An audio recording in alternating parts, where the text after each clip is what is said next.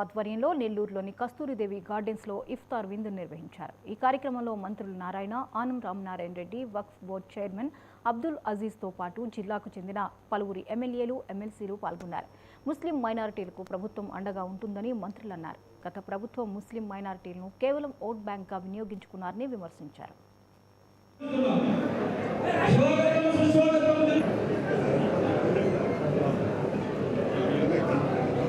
लाख रुपए शादी के लिए 1 लाख रुपए सबसे पहले इमामों और मौजूदों को अल्लाह धर्मा तनख्वाह दिया के लिए अल्लाह काम कर रहे हैं। अल्लाह इसको भरपूर कामयाबी अता फरमा।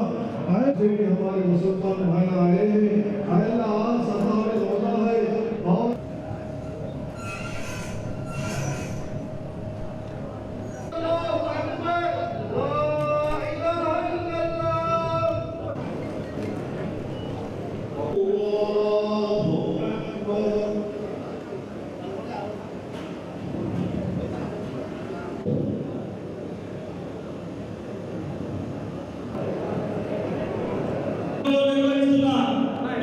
కమిషనర్ గారికి మొత్తం టోటల్ ప్రభుత్వ అధికారులందరూ కూడా నేను ప్రత్యేకంగా ధన్యవాదాలు తెలియజేస్తున్నాను.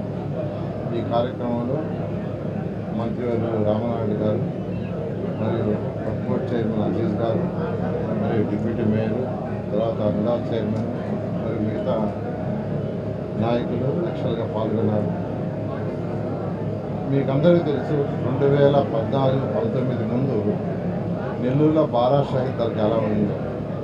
ఆ బారా షాహిద్ దర్గా పోతే భయంకరంగా ఉండేది ఆ నీళ్ళు అదంతా. అట్లాంటి దాన్ని అప్పుడు అజీజ్ గారే మేయర్గా ఉన్నారు. నేను అజీజ్కి ఆ రోజు ఇన్స్ట్రక్షన్ ఇచ్చాను.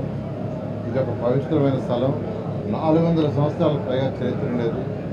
దీన్ని బాగా చేయాలంటే ఒక డిజైన్ చేసి బ్రహ్మాండంగా చేశారు. అదేవిధంగా ముస్లిమ్స్కి ఒక మంచి కమ్యూనిటీ హాల్ కావాలి.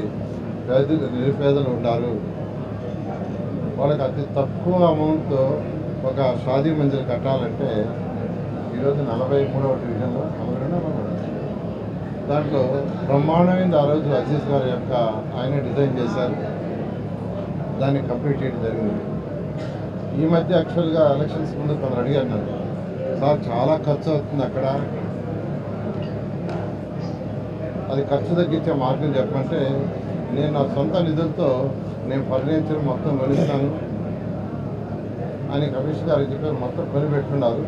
యాక్చువల్గా రేపు రంజాన్ రోజు అవి హ్యాండ్ ఓవర్ చేస్తారు. అంటే పేదలు నిరుపేదలు తక్కువ ఖర్చుతో పెళ్ళిళ్ళు కానీ ఫంక్షన్లు కానీ చేస్తున్నారు. మరియు కమిషనర్ గారికి మత సామరస్యం